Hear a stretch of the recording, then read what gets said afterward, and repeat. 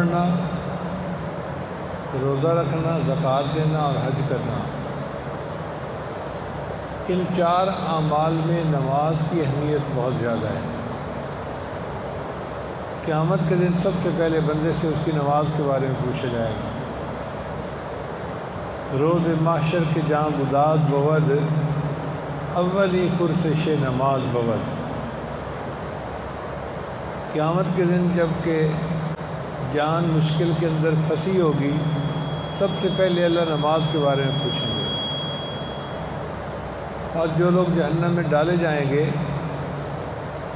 تو ان سے فرشتے پوچھیں گے، ما سلککم فی سقر، تمہیں جہنم میں کیوں ڈالا گیا؟ قالوا، وہ کہیں گے، لم نک من المصلین، ہم بے نمازی تھے۔ یعنی جہنم میں جانے کی جو بڑی وجہ ہوگی وہ بے نمازی ہونا ہے۔ اس سے نماز کی اہمیت کا اندازہ لگا لیجیے کہ کتنی زیادہ ہے۔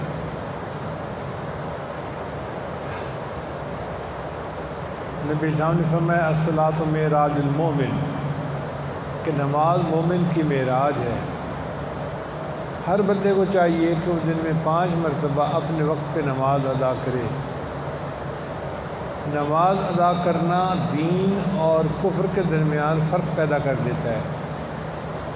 مومن ہے وہ نمازی ہوتا ہے، جو مومن نہیں ہوتا وہ بے نمازی ہوتا ہے۔ بلکہ بعض علماء نے تو بے نمازی کو کافر ہی کہہ دیا۔ گو امام اعظم وظیفہ رحمۃ اللہ نے فرمایا کہ نہیں، اس کا یہ عمل کافروں والا ہے، وہ کافر نہیں ہوا نماز چھوڑنے سے، مگر نماز کی اہمیت بہت زیادہ ہے۔ اس لیے جب مومن سجدے کی حالت میں ہوتا ہے تو وہ اللہ تعالیٰ کے سب سے زیادہ قریب ہوتا ہے۔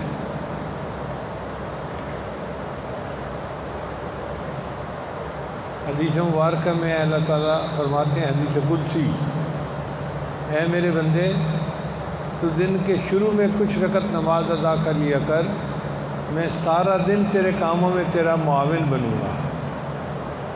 اب آپ بتائیے کہ فجر کی نماز پڑھنے سے ہم اللہ کے سرپرستی میں آ جاتے ہیں، اللہ کے تعاون میں آ جاتے ہیں، اور جو بندہ فجر کی نماز قضا کر بیٹھتا ہے سارا دن نحوست میں گزرتا ہے۔ تو نماز اصل عبادت تھی، اور نماز کا مقصد ہے خشوع اور خضوع، کہ انسان اللہ کے سامنے بندگی کا اظہار کرے۔ وقوموا للہ قانتین، اور کھڑے رہو اللہ کے سامنے عاجزی کرنے والے بن کر۔ تو نماز میں عاجزی بڑی ضروری ہے، چنانچہ جس بندے کے اندر عاجزی نہیں اس کی نماز نہیں ہوتی۔ مثال کے طور پر ایک بندہ نماز کے اندر کوئی لطیفہ سوچ کے ہنس پڑتا ہے، اس کی نماز ٹوٹ جاتی ہے۔ اور اگر ہنسنا اتنا ہو کہ کہہ کی آواز خود سن لے تو وضو بھی ٹوٹ جاتا ہے۔ اس لیے کہ اللہ کے سامنے تو اس کو چاہیے تھا کہ مرعوب ہو کر کھڑا ہو، اللہ کا خوف اس پر غالب ہو۔ یہ ہنسنا تو اس کے خلاف ہے، اس سے نماز ٹوٹ جاتی ہے۔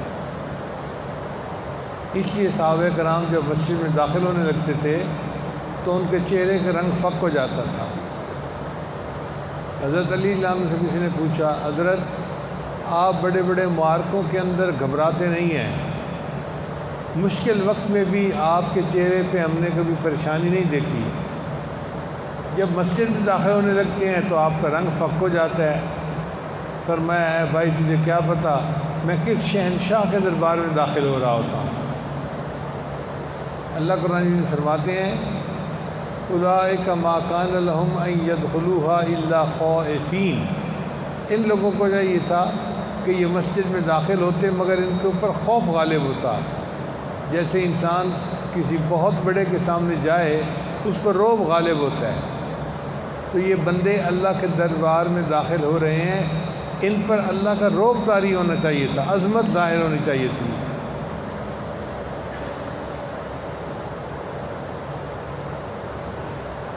اس لیے یہ جائز نہیں ہے کہ ایک بندہ نماز پڑھ رہا ہو اگرچہ بوڑھا ہے اور دوسرا نماز کو جانا اس کے پاؤں دبا رہا ہو، یہ عاجزی کے خلاف ہے۔ اس لیے ایسا ہر کام جو عاجزی کے خلاف ہو نماز میں اس کی اجازت نہیں ہے۔ تو نماز اللہ کے سامنے خشوع اور خضوع کے ساتھ پڑھنی ضروری، اصل عبادت ہے۔ دوسری اصل عبادت حج ہے کہ انسان اللہ کے گھر جاتا ہے اللہ کے گھر کا دیدار کرنے کے لیے، اور وہاں پہ اپنے گناہوں کو بخشواتا ہے اور اللہ سے انعام لے کر واپس آتا ہے۔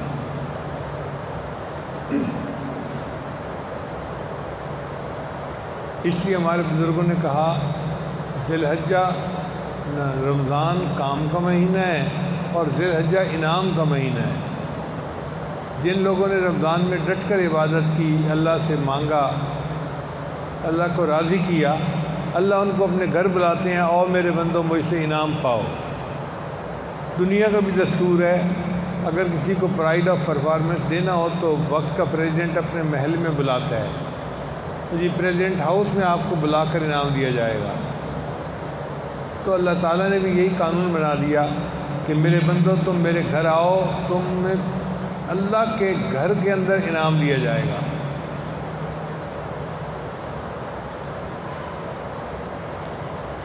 تو دعائیں کرنی چاہیے کہ اللہ تعالیٰ ہمیں بھی ان خوش نصیب لوگوں میں سے بنائے جو اللہ کے گھر کے دیدار کے لیے جاتے ہیں اور حج کر کے واپس لوٹتے ہیں۔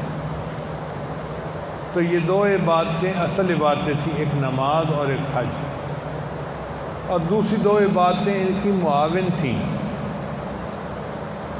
زکوٰۃ نماز کے لیے معاون ہے۔ وہ کیسے؟ کہ زکوٰۃ دینے سے مال کی محبت کم ہوتی ہے، اور نماز کے اندر جو پریشان خیالی ہے وہ مال کی جیسے ہی ہوتی ہے، کبھی کاروبار کے خیال، کبھی لینے دینے کے خیال، کبھی کوئی خیال۔ تو مال جتنا کم ہوگا عبادت میں اتنی یکسوئی ہوگی۔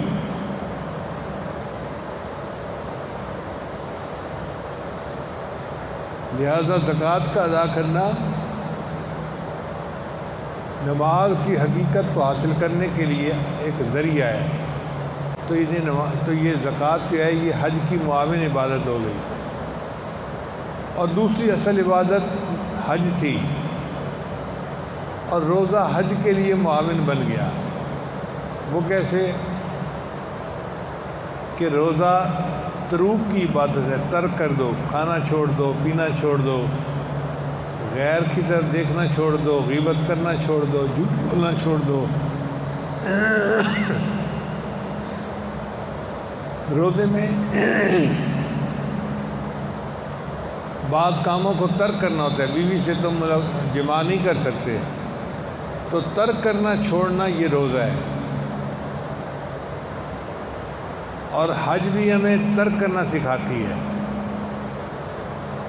حج کرنے کے لیے انسان گھر والوں کو، بیوی بچوں کو چھوڑتا ہے، وطن کو چھوڑتا ہے، پھر جب حج کے راستے میں نکلتا ہے تو اللہ فرماتے ہیں یہ جو تم نے زیب زینت کا لباس پہنا ہوا ہے نا، اس کی بھی ضرورت نہیں ہے، اس کو تم بدل کے دو، کفن کی طرح چادریں پہن دو، اس کو احرام کہتے ہیں۔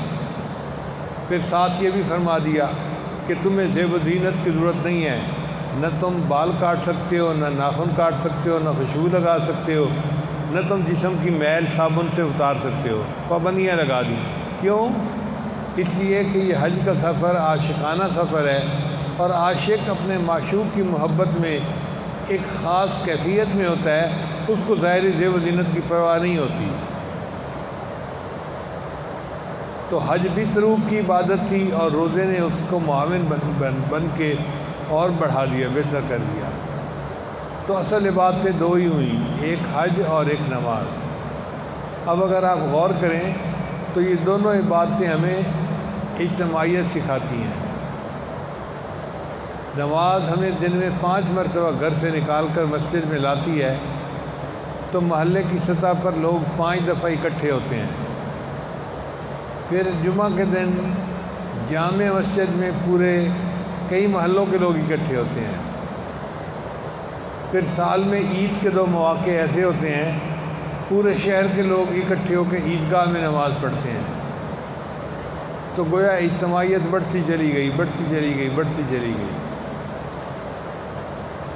اور حج کو دیکھیں تو یہ بھی ہمیں اجتماعیت سکھاتی ہے۔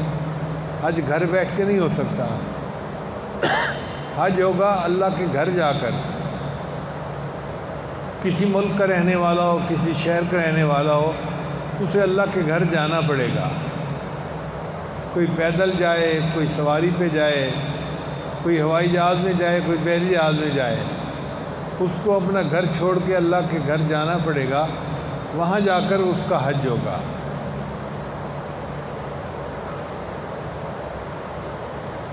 تو حج بھی ہمیں اجتماعیت سکھاتی ہے۔ اور حج جسے کہتے ہیں وہ ہے وقوف عرفہ۔ 9 ذی الحجہ کو سارے حاجی وقوف عرفات کرتے ہیں، ظہر سے لے کے مغرب تک، اور وہاں پر اللہ سے دعائیں مانگتے ہیں، عبادت کرتے ہیں اللہ کی۔ یہ ایسا اجتماع ہے جو پوری دنیا میں ایک ہی ہوتا ہے، ایسا اجتماع دوسرے کہیں نہیں ہو سکتا۔ کیا گورا، کیا کالا، کیا عربی، کیا عجمی، پتہ نہیں کہاں کہاں سے اللہ کے چاہنے والے اکٹھے ہو جاتے ہیں، اور وہ عرفات کے میدان میں اللہ کو مناتے ہیں اور اللہ سے دعائیں مانگتے ہیں۔ حجاج کے مجمع پہ نظر پڑتی ہے نا تو دل سے یہ شعر نکلتا ہے، یہ عاشق کون سی بستی کے یارب رہنے والے ہیں، اے نا یہ تیرے عشاق کس کس بستی سے چل کے تیرے گھر کی طرف آئے ہیں، اور تیرے کتنے چاہنے والے ہیں، تیری شان کتنی بڑی ہے، کیا مرد، کیا عورت، کیا بچہ، کیا بوڑھا، سب اللہ کی محبت میں کھنچ کے وہاں آ رہے ہوتے ہیں اور وہ حج کرتے ہیں۔ اسی لیے وقوف عرفہ کے دن اللہ تعالیٰ بہت خوش ہوتے ہیں۔ حدیث پاک میں آتا ہے، نبی صلی اللہ علیہ وسلم نے فرمایا، یا تو میں نے شیطان کو ذلیل ہوتے بدر کے میدان میں دیکھا تھا، یا پھر اس کو ذلیل ہوتے وقوف عرفہ کے دن دیکھا۔ اتنا پریشان ہوتا ہے، اپنے سر پہ مٹی ڈالتا ہے کہ میرے سالوں کی محنت ضائع ہو گئی، بندوں نے اللہ سے معافیاں مانگی اور اللہ نے سب کے گناہوں کو معاف کر دیا۔ ایک بزرگ فرماتے ہیں کہ میں نے خواب میں 2 فرشتوں کو دیکھا۔ ایک فرشتے نے دوسرے سے کہا، سناؤ بھائی اس سال حج کرنے والوں کا کیا حال ہوا؟ دوسرے نے کہا، اتنے بڑے مجمع میں سے 2 بندوں کی حج قبول ہوئی۔ اس نے حیران ہو کے پوچھا کہ اتنے لاکھوں کے مجمع میں 2 بندوں کی حج قبول؟ اس نے کہا ہاں، مگر ان 2 بندوں کے حج نے اللہ کو اتنا خوش کر دیا، اللہ نے ان کے صدقے باقی سب کے حج کو بھی قبول فرما لیا۔ اب آپ بتائیے، لاکھوں مرد عورتیں وہاں جاتے ہیں، کوئی تو اللہ کا نیک بندہ ہوگا، کسی کی نماز اللہ کو پسند آئی ہوگی، کسی کی خوش اخلاقی اللہ کو پسند آئی، کسی کا رزق حلال کے لیے کوشش کرنا اللہ کو پسند آیا، کسی کی سنت کی اتباع اللہ کو پسند آئی، کوئی عورت ایسی ہوگی جو پاک دامنی کی زندگی گزار کے آئی ہوگی، پردہ نشیں رہ کے زندگی گزارنے آئی ہوگی، اور اللہ کو اس کا یہ پردہ پسند آیا ہوگا۔ تو جس کا جو عمل اللہ کو پسند آ گیا، اس کی وجہ سے اللہ باقی سب کی مغفرت فرما دیتے ہیں۔ اس لیے حدیث پاک میں آتا ہے، جو بندہ وقوف عرفہ کرے اور پھر کہے کہ جی میری بخشش نہیں ہوئی، اللہ اس بندے سے ناراض ہوتے ہیں۔ اور بات سمجھ میں آنے والی ہے، اگر کوئی بندہ سخی کے دروازے پر آئے اور پھر کہے جی کہ مجھے تو ملا کچھ نہیں، تو سخی ناراض ہوگا۔ تو ہوتا کون ہے یہ کہنے والا؟ میرے دروازے سے کوئی خالی نہیں جاتا، تو کیسے کہتا ہے کہ مجھے یہاں سے کچھ نہیں ملا؟ اور اللہ تعالیٰ تو سخیوں کے بھی بادشاہ ہیں، شہنشاہ ہیں، کائنات کے خزانوں کے مالک ہیں، وہ کیسے اس بات کو برداشت کر سکتے ہیں کہ کوئی بندہ کہے میں وقوف عرفہ کے لیے گیا اور میری بخشش نہیں ہوئی؟ اللہ فرماتے ہیں، میرے بندے تو مانگنے والا بن، تو مانگے گا میں تجھے عطا کر دوں گا جو بھی تو مانگے گا۔ اب نماز بھی اجتماعیت کا درس دیتی ہے اور حج بھی، لیکن اگر دیکھا جائے تو دونوں میں حج کی اجتماعیت کو فوقیت ہے نماز کی اجتماعیت پر۔ وہ کیسے؟ وہ ایسے کہ ظہر سے لے کے مغرب تک کا وقت تھا، اب اس دوران نماز بھی پڑھنی تھی اور دعائیں بھی مانگنی تھیں، تو اللہ نے حج کے ٹائم کو آگے پیچھے کر دیا۔ عصر کی نماز کا جماعت کے ساتھ پڑھنی ہے تو ظہر کے ساتھ ملا کے پڑھ لو، اور پھر تمہیں مزدلفہ جانا ہے تو مغرب کی نماز کو عشاء کے ساتھ ملا کے پڑھنا، چاہے جتنی بھی دیر ہو جائے۔ تو نماز کے ٹائم کو آگے پیچھے کر دیا، مگر حج کے ٹائم کو مقدم رکھا۔ اس کا مطلب یہ کہ حج کی اجتماعیت اللہ کو زیادہ محبوب تھی۔ بتانا یہ مقصد تھا کہ میرے بندو تم جو بھی ہو سب کے سب میرے بندے ہو، اور میں تمہارا پروردگار ہوں، اور میں یہ چاہتا ہوں کہ تم آپس میں کونو عباد اللہ اخوانا، آپس میں بھائی بھائی بن کے رہو۔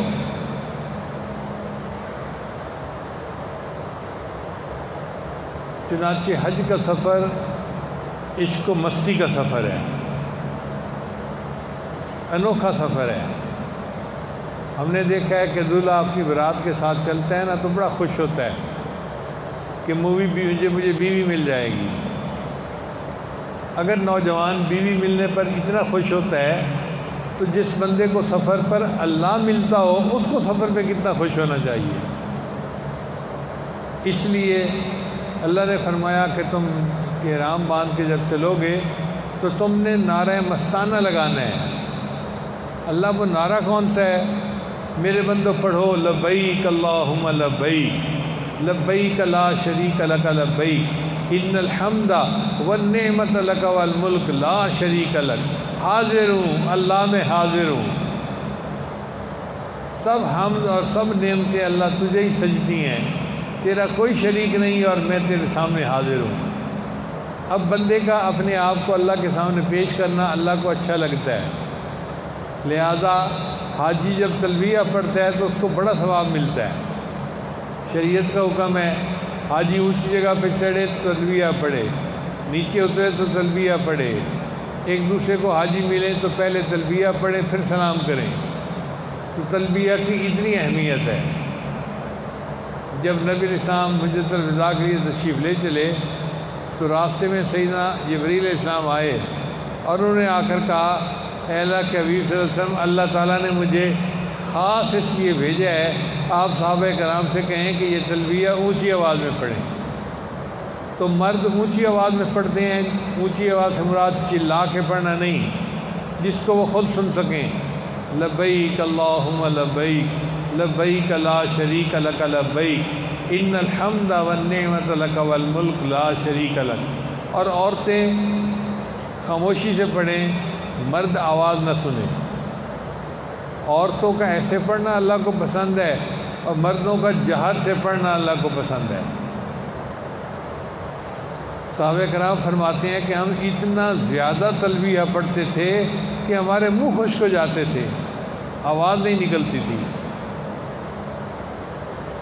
تو اللہ کو یہ نعرہ مستانہ اتنا پسند ہے کہ بندہ پڑھے پڑھے پڑھے حتیٰ کہ منہ جو ہے خشک ہو جائے اور منہ سے آواز نکلنی مشکل ہو جائے۔ جب کوئی عمل اللہ کو اتنا پسند ہے تو پھر اللہ تعالیٰ اس پر اجر کتنا دیتے ہوں گے۔ اس لیے حج کا یہ عمل وقوف عرفہ ایک رکن اعظم ہے۔ اس کے بعد پھر طواف زیارت کرنا ہوتا ہے بیت اللہ کا۔ یہ دو حج کے ارکان ہیں۔ اس کے علاوہ باقی اعمال جو ہیں وہ اپنی اپنی جگہ ہیں، مگر دو رکن ہیں جو بڑے اعلیٰ ہیں۔ اللہ فرماتے ہیں میرے بندے، تو نے وقوف عرفہ بھی کر لیا، تو نے وقوف مزدلفہ بھی کر لیا، اب تو میرے گھر کے دیدار کے لیے آ اور طواف کر۔ اس کو طواف زیارت کہتے ہیں۔ وہ بھی 12 ذی الحجہ کی مغرب سے پہلے پہلے کرنا ہوتا ہے۔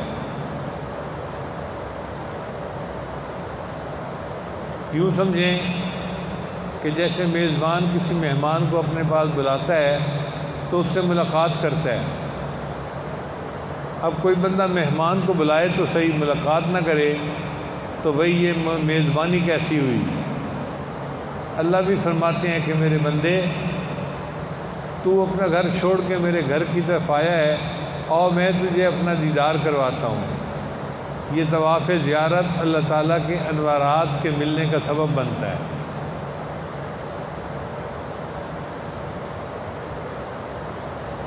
اور یہ طواف ہے کیا؟